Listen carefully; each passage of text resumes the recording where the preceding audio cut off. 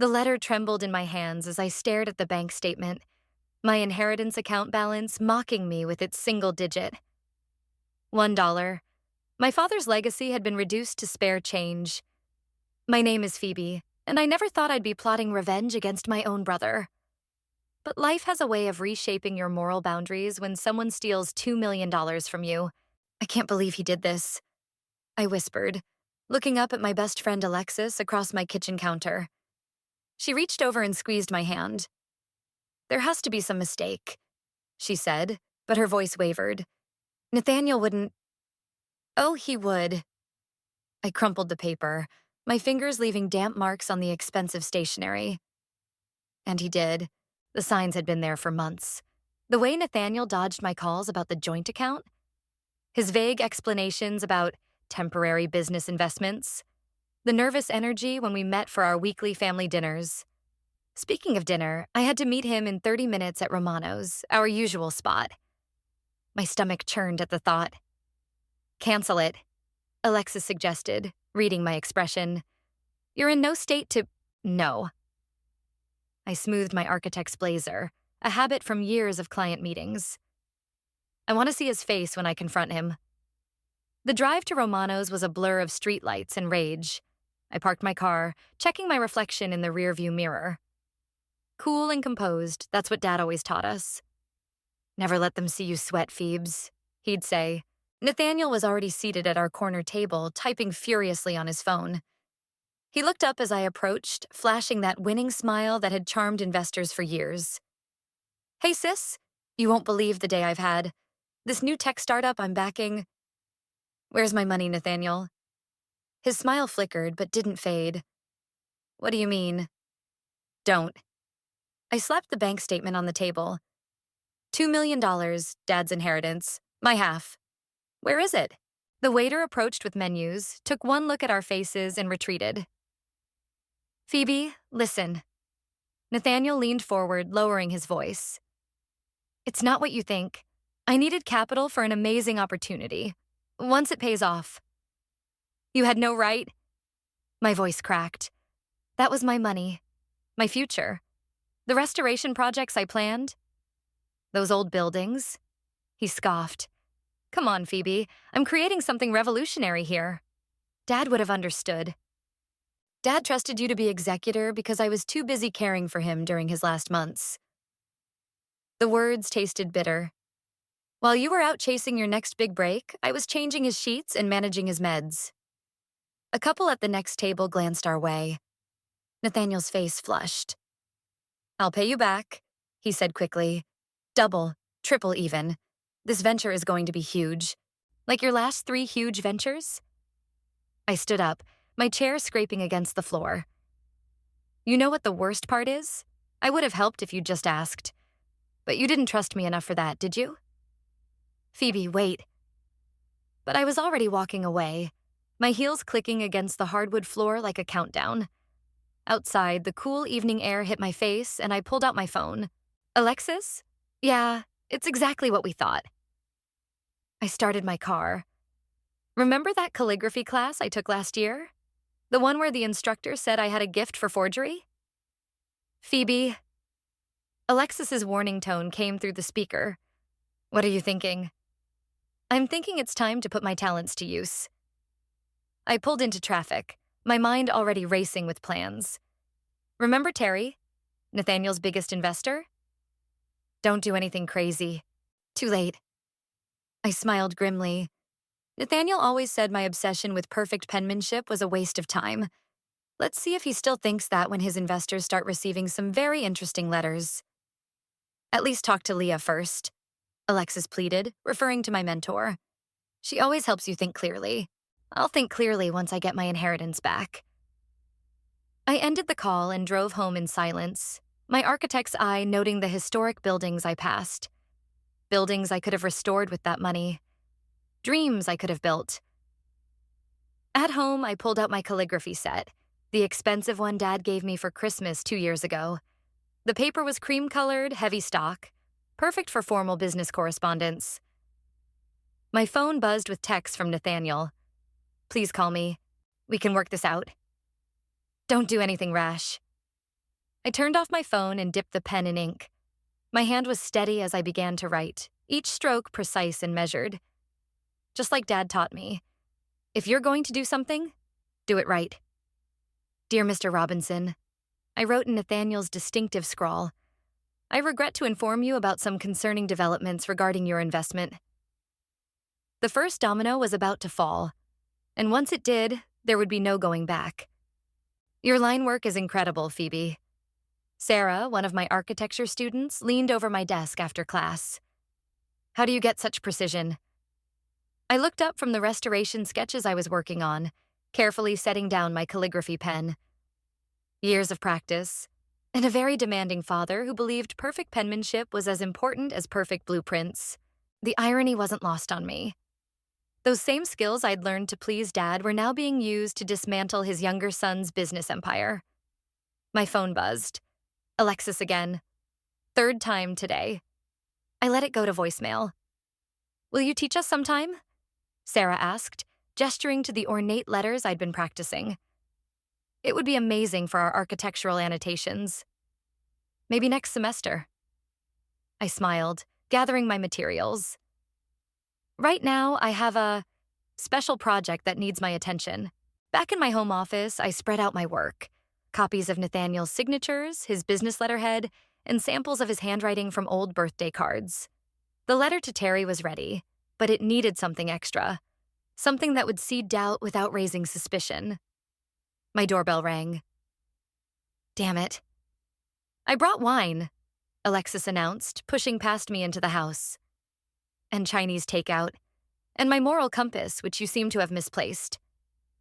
I'm busy. You're plotting. She set the food on my kitchen counter. There's a difference. The smell of kung pao chicken made my stomach growl. I hadn't eaten since... when? Fine. I grabbed plates from the cabinet. But I'm not changing my mind. Just tell me you've thought this through. Alexis poured generous glasses of red wine. What happens if you get caught? I pulled out the draft letter. Look at this signature. It's perfect. Even Nathaniel wouldn't know he didn't write it. That's not an answer. He stole $2 million from me, Alexis. $2 million. I stabbed at my food. Do you know how many historical buildings I could have saved with that money? And how many buildings will you save from prison? I rolled my eyes. It won't come to that.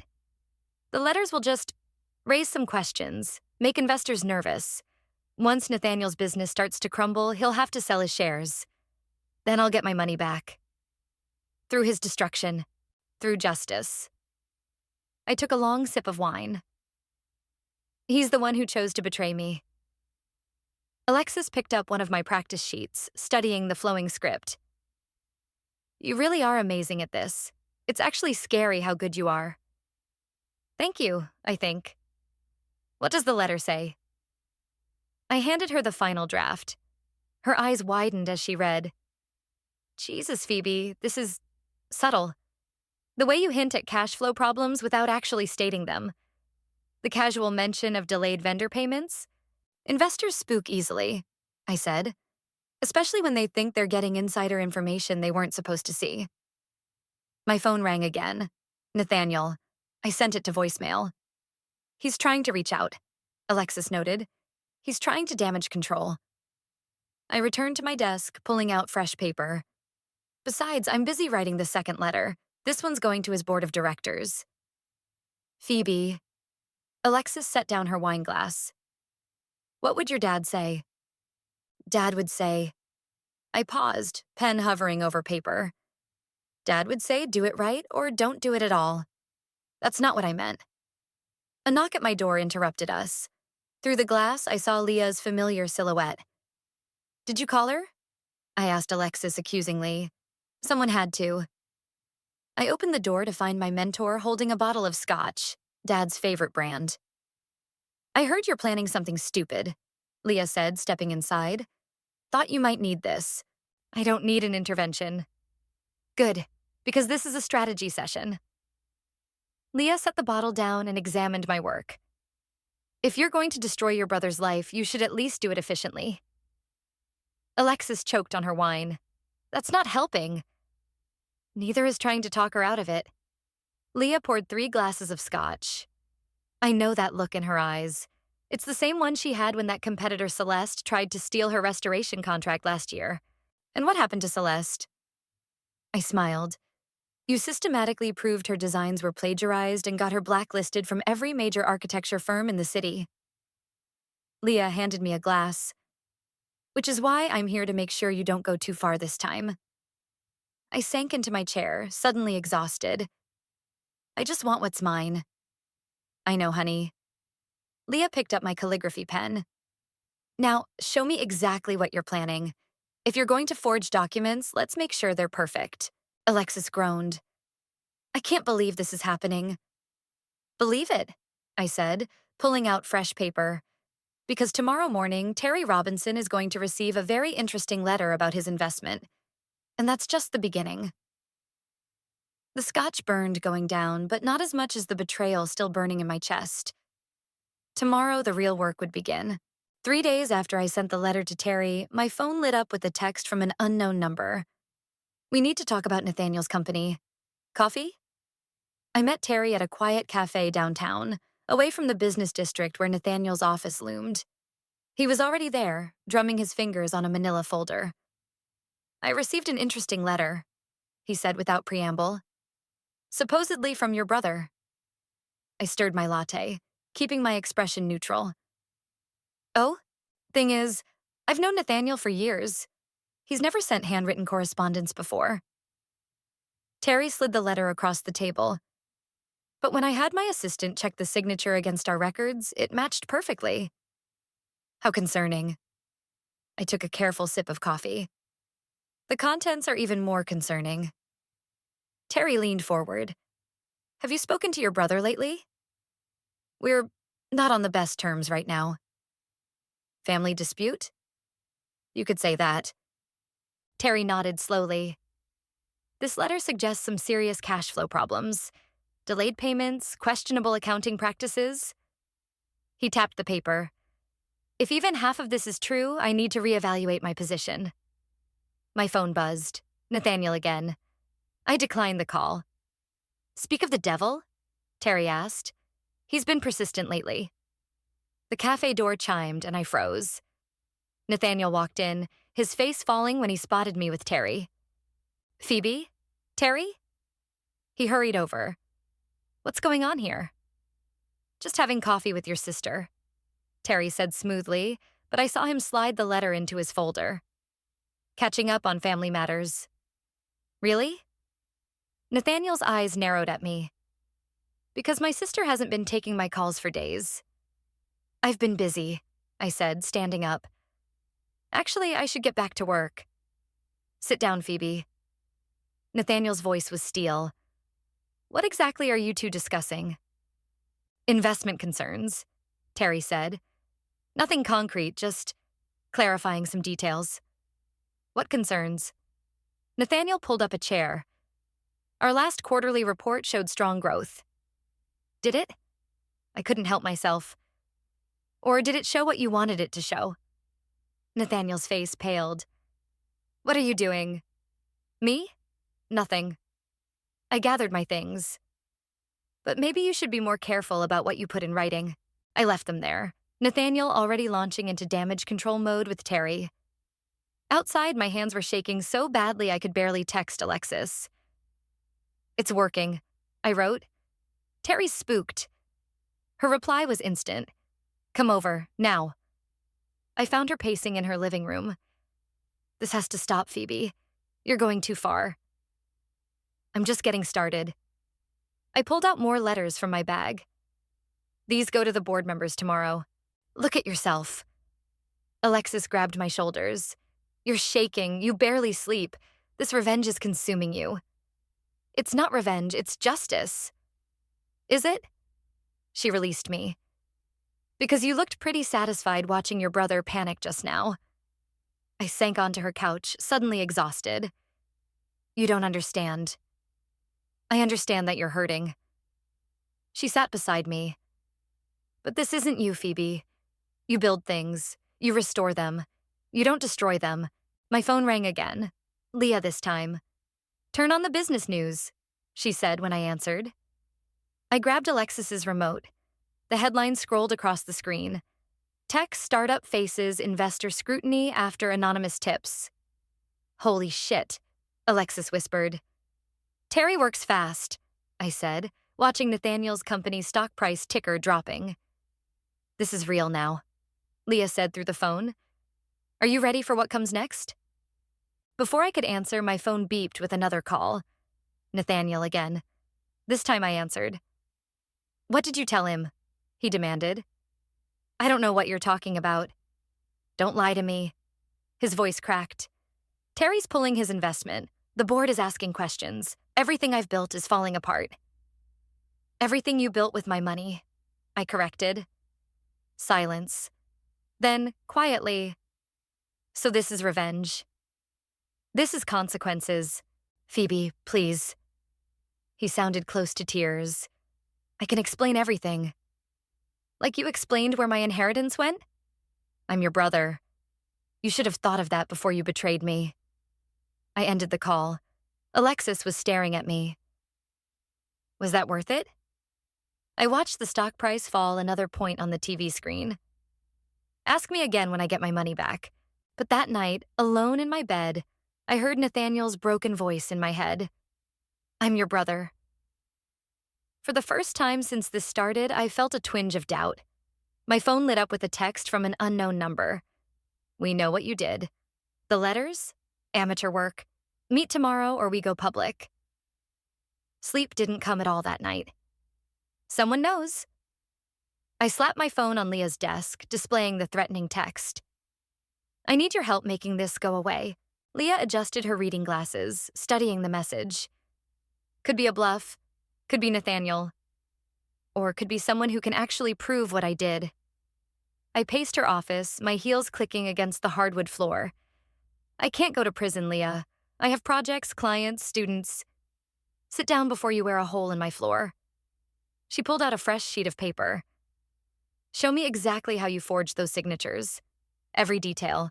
I walked her through my process, demonstrating the subtle pressure points and unique flourishes I'd copied from Nathaniel's writing. The problem isn't the signatures, Leah said finally. It's the paper trail. Where did you get the letterhead? I might have broken into his office last week. Jesus, Phoebe. It was during business hours. I just said I was dropping off documents for Nathaniel. A knock interrupted us. Celeste, my architectural rival, stood in the doorway, smirking. Sorry to interrupt your calligraphy lesson. Her eyes lingered on the practice sheets. But the Heritage Committee meeting starts in 10 minutes. We'll be right there, Leah said smoothly, covering the papers. After Celeste left, I groaned. Perfect. Just what I need today. Focus, Leah said. The committee meeting is crucial for your restoration project. Deal with one crisis at a time. The meeting room was already full when we arrived. I took my seat, trying to ignore Celeste's knowing glances from across the table. My phone buzzed with another text. Tick-tock. Decision time. Ms. Warren? The committee chairman's voice snapped me back to reality. Your proposal for the Madison Theater restoration? I launched into my presentation on autopilot, discussing preservation techniques and historical significance. Then Celeste raised her hand. Interesting proposal, she said. But can we trust someone whose own family won't even trust her with their business dealings? The room went silent. My hands clenched under the table. My personal matters aren't relevant to this project, I managed. Aren't they? Word is your brother's company is imploding due to some very suspicious circumstances. That's enough, Leah cut in. We're here to discuss architecture, not gossip. But the damage was done. I could see the committee members exchanging glances, whispering. My phone buzzed again. 2 hours left. After the meeting, Leah pulled me into her office. Celeste knows something. She's fishing, I said, but uncertainty gnawed at me. She's always trying to undermine me. Maybe, but that comment was too specific. Leah poured us both coffee. Who else knew about the letters? Just you and Alexis. My phone buzzed again. And whoever keeps sending these texts. Reply, Leah said suddenly. Set up a meeting, but not alone. I typed, where and when. The response came immediately. Paradise Coffee, 3 p.m. Come alone or everything goes public. It's a trap, Leah said, reading over my shoulder. It's my only choice. I checked my watch. 2 hours until the meeting. I need to know who's threatening me. Then we need to prepare. Leah locked her office door. If someone's trying to blackmail you, we'll turn it back on them. We spent the next hour crafting responses, planning scenarios, preparing for every possibility. But nothing could have prepared me for who was waiting at Paradise Coffee. Terry Robinson sat at a corner table, my forged letters spread out in front of him. Sit down, Phoebe, he said quietly. Let's talk about your talent for forgery. My legs felt weak as I took the seat across from him. How did you know? I've received hundreds of documents from Nathaniel over the years. He's left-handed, smudges the ink slightly when he writes. Your forgeries are perfect. Too perfect. Are you going to turn me in? That depends. He leaned forward. On whether you're willing to use your skills for something more profitable than revenge. What? I have competitors too, Phoebe. People who've wronged me. With your talents. He smiled. We could help each other. My phone buzzed. Nathaniel again. This time his text made my blood run cold. Dad would be ashamed of what you've become. I looked up at Terry's expectant face, then back at my brother's message. What had I become? An architect who destroyed instead of built? A sister who chose revenge over family? No, I said, standing up. I'm not doing this anymore. Think carefully, Terry warned. I have proof of your forgeries. Then use it. I gathered my courage. Because I'd rather face the consequences than become what you're suggesting. I walked out of Paradise Coffee on shaking legs, immediately calling Leah. Terry knows, I said, and he tried to blackmail me into forging documents for him. Come back to my office, she said. And Phoebe, it's time to talk to your brother. I ended the call, staring at Nathaniel's text. He was right. Dad would be ashamed. But not just of me, of both of us. The lobby of Nathaniel's office building felt colder than I remembered. Security called up to his floor, and I waited, heart pounding, clutching my portfolio containing every forged letter I'd written. He says to come up, the guard said, handing me a visitor's badge. The elevator ride to the 20th floor gave me time to rehearse what I'd say. But when the doors opened, I froze. Through the glass walls, I could see people packing boxes, removing personal items from desks. Nathaniel stood in his office doorway, looking older than I'd ever seen him. Come to survey the damage? We need to talk. Now you want to talk? He laughed bitterly. After you destroyed everything I built? Everything you stole, I corrected, but the words felt hollow. Inside his office, moving boxes lined the walls. His usual wall of awards was bare except for one photo. Him and me at my architecture school graduation, his arm around my shoulders, both of us beaming. The board voted this morning, he said, slumping into his chair. I'm out. Terry's pulling his funding. It's over. I set my portfolio on his desk. I forged the letters. I know. He didn't even look surprised. Dad always said you were the artistic one. I guess that included forgery. You stole my inheritance. I borrowed it. He slammed his hand on the desk. The plan was to triple your money within 6 months. I was trying to help you. By stealing from me? By investing in your future.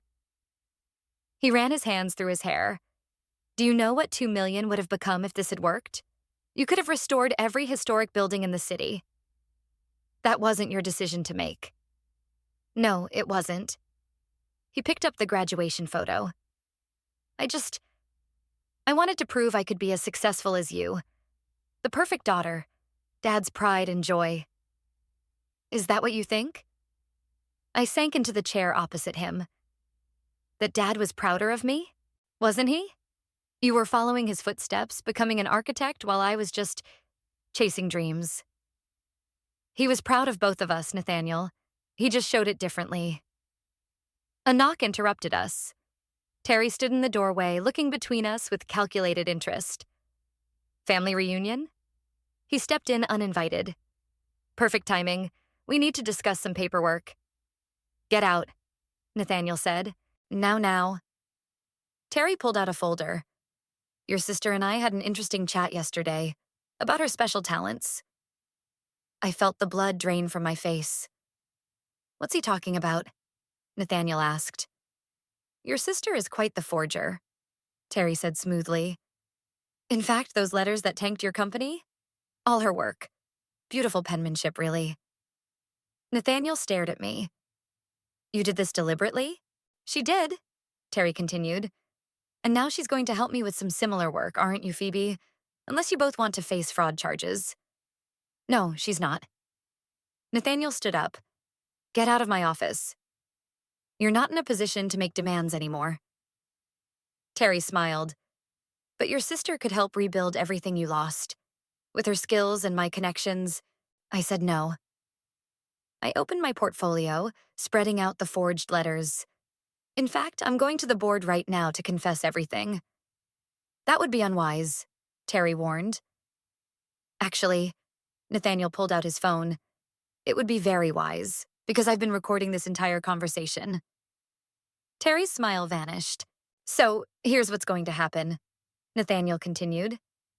You're going to walk out of here and forget everything you know about these letters.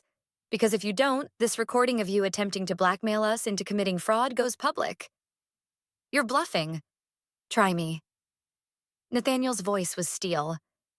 I might be losing my company, but I'm not letting you destroy my sister. Terry looked between us, calculating his options. Finally, he straightened his tie. This isn't over. It is, I said, standing beside my brother. Now get out. After Terry left, Nathaniel turned to me. Why did you come clean? Because this isn't who I am. I gestured to the letters. I restore things, I don't destroy them. Even after what I did? You're my brother. I picked up the graduation photo. And Dad would want us to fix this. Together. I don't know how. He looked around his empty office. Everything's gone. Not everything. I pulled out one more document from my portfolio. A proposal for the Madison Theater restoration. I need a business partner. Someone good with numbers and investment strategies. After everything I did, you'd trust me? No, I said honestly. Not yet, but I'm willing to try if you are. He studied the proposal, a familiar spark returning to his eyes. This budget needs work. That's why I need you. I smiled. What do you say? Want to rebuild something together? Nathaniel looked at the graduation photo, then back at me. Where do we start? First, we come clean to the board. Together. Then, I took a deep breath. We start over. The right way this time. The boardroom felt like a courtroom as Nathaniel and I stood before the 12 stern faces. My confession letter, written in my own handwriting this time, sat in front of each member. Let me get this straight, the chairman said, removing his glasses. You forged documents to deliberately tank the company's reputation? Yes. My voice was steady despite my trembling hands. And you? He turned to Nathaniel.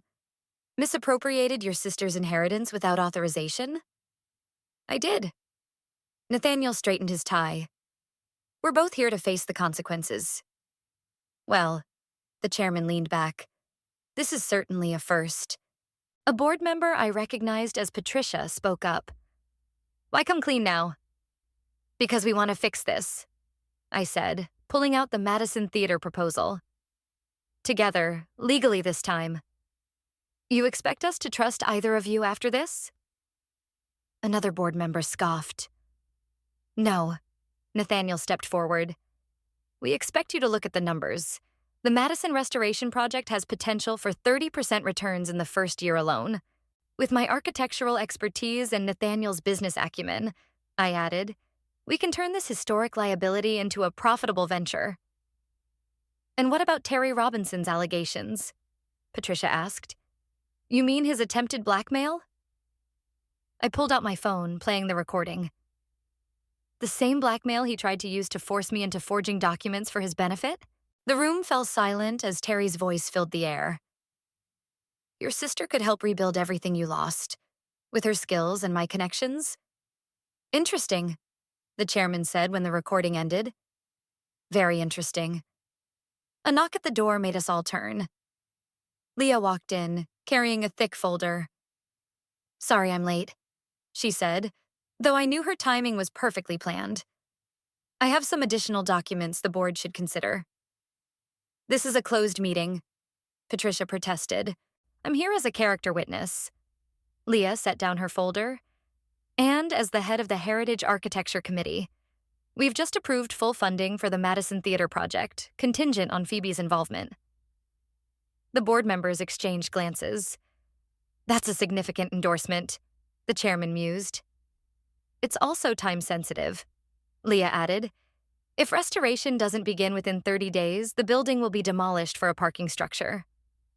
I watched the board members' faces, recognizing the shift from moral outrage to business interest.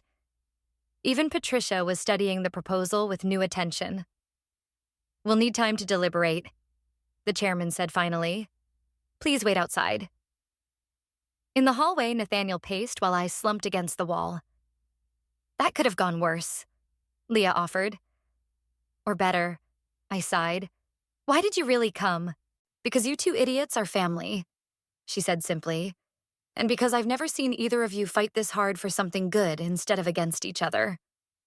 The boardroom door opened. Patricia beckoned us back in. We've reached a decision, the chairman announced. Mr. Warren, you're suspended from all executive duties for 6 months. Ms. Warren, your architecture firm will be under strict oversight for the next year. I held my breath. However, he continued, we're provisionally approving the Madison Theater project with conditions. All financial decisions require board approval. Ms. Warren's firm handles the restoration, Mr. Warren manages the business strategy, but neither of you has unilateral control. And Terry? Nathaniel asked. We'll be launching a full investigation into his activities. The chairman's smile was cold. He may find himself facing some interesting questions from the SEC. Thank you, I started, but he held up his hand. Don't thank us yet. One mistake, one hint of impropriety, and this ends. Understood? We nodded.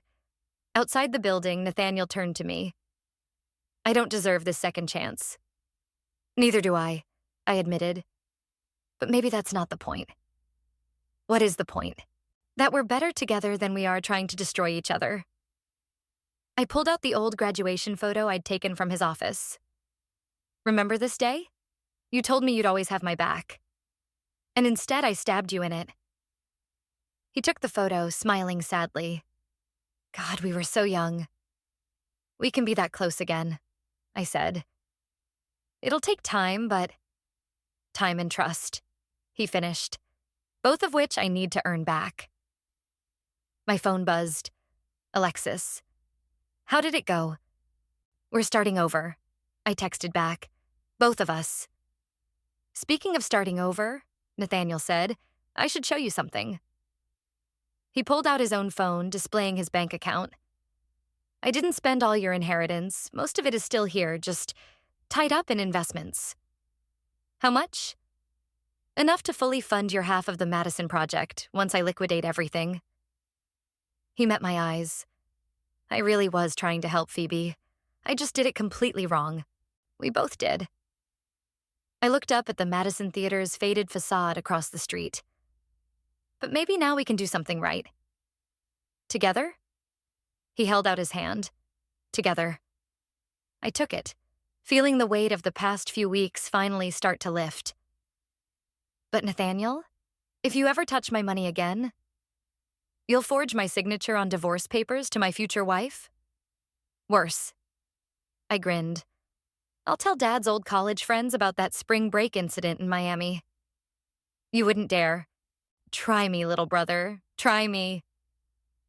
3 weeks into the Madison Theater restoration, I found Nathaniel sitting alone in the dusty auditorium, staring at the ornate ceiling we'd just uncovered. "Penny for your thoughts?"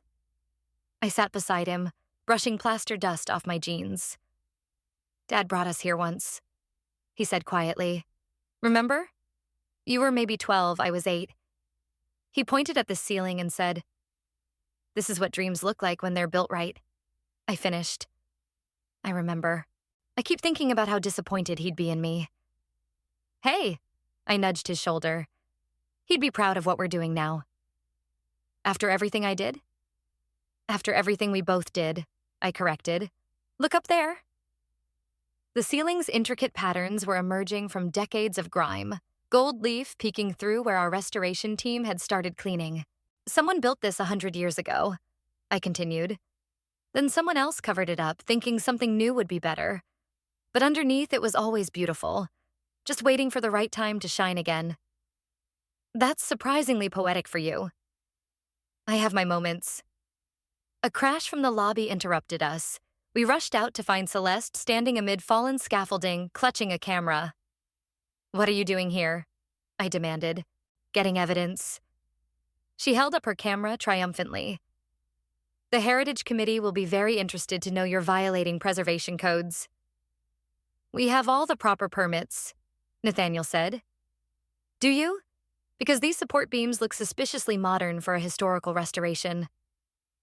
"They're temporary," I explained through gritted teeth. "For worker safety during the initial phase." "We'll let the committee decide that." She smiled sweetly. Unless what? Unless you're willing to bring me in as a consulting architect. Split the contract."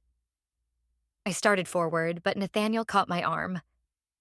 "Actually," he said, "we should show her the full plans, including the structural engineering reports." I stared at him. What was he doing?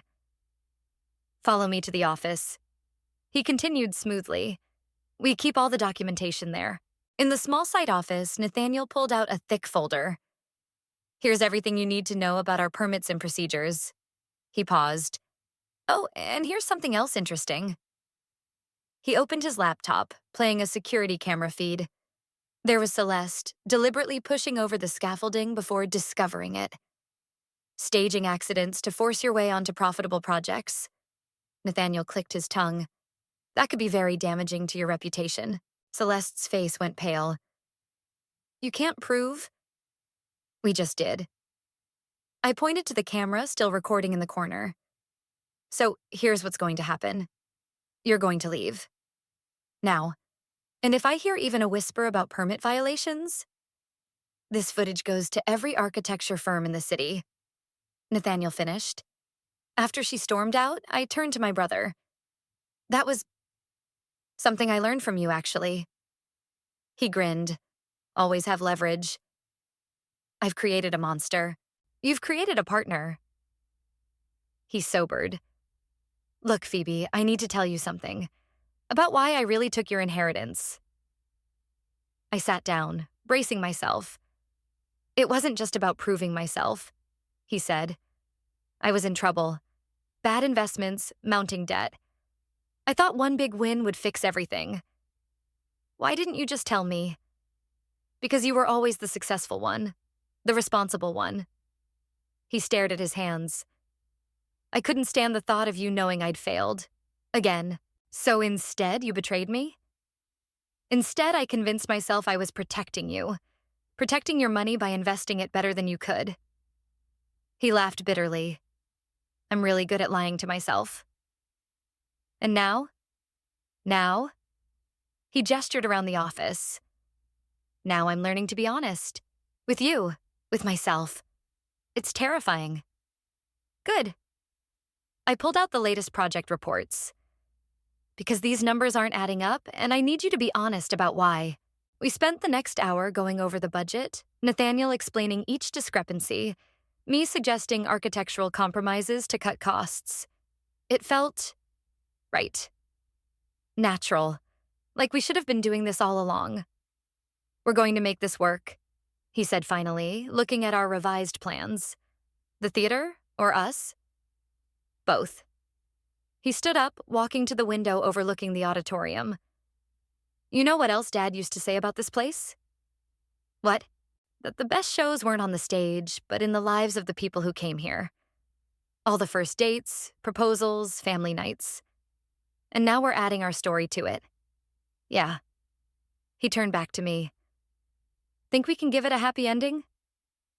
I think, I said, watching the restoration team return to work. We already are. My phone buzzed, a text from Leah. Heritage Committee meeting tomorrow. Bring your brother. Time to show them what you can do together. I showed Nathaniel the message. Ready to face the music? With you? He smiled. Always. We looked out at the theater together, watching our shared vision slowly come to life. Sometimes I realize the best restoration work isn't done on buildings at all. Ladies and gentlemen, welcome to the grand reopening of the Madison Theater. Applause filled the restored auditorium as Nathaniel and I stood on stage together. The gold-leafed ceiling gleamed above us, every intricate pattern restored to its original glory. In the front row, Leah wiped away tears while Alexis gave us a thumbs up. Before we cut the ribbon, I said into the microphone, I'd like to share something we found during the restoration. Nathaniel pulled out a weathered metal box we'd discovered in the cornerstone. Inside was a letter from the original architect, dated 1923. To those who find this, Nathaniel read, I built this theater not just with bricks and mortar, but with hope. Hope that families would come together here, that bridges would be built, that wounds would heal through the magic of shared experience. I took over reading. If you're restoring this building, remember, sometimes what needs fixing most isn't the structure itself, but the people within it. The audience fell silent, absorbing the words. When we started this project, I continued, our family was broken. Trust was shattered.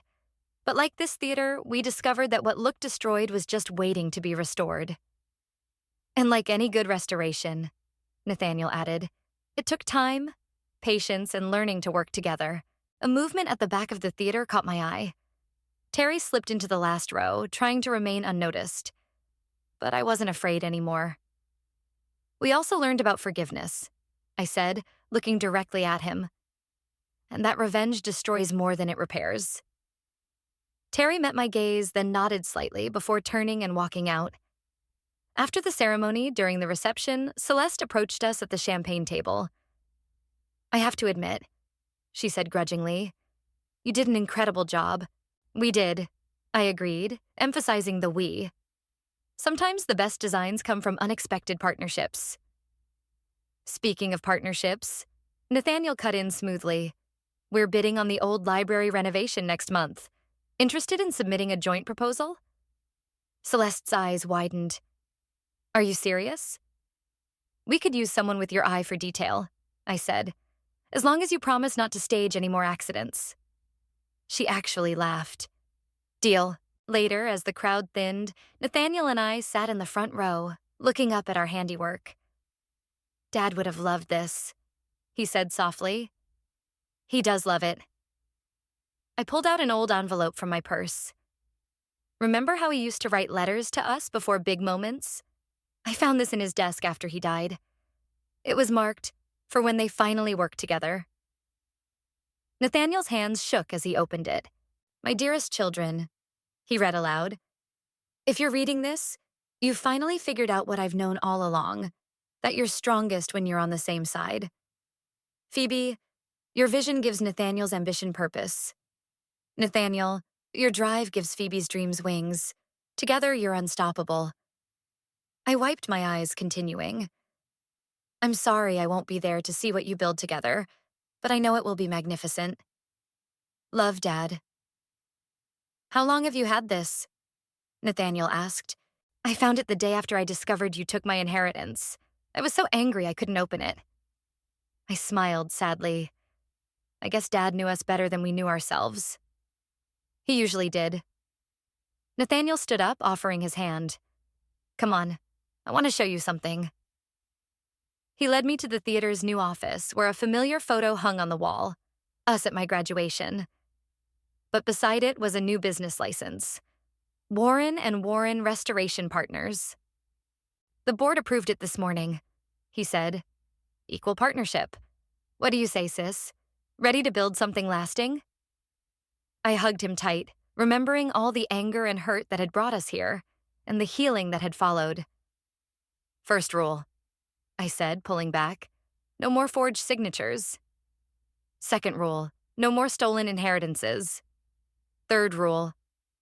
I pointed to Dad's letter, which Nathaniel was already framing to hang beside our photo. We make him proud. Deal. He grinned. Now, about that library bid. Already working on it. I pulled out my sketches. The original blueprints show some hidden Art Deco features under the modern facade.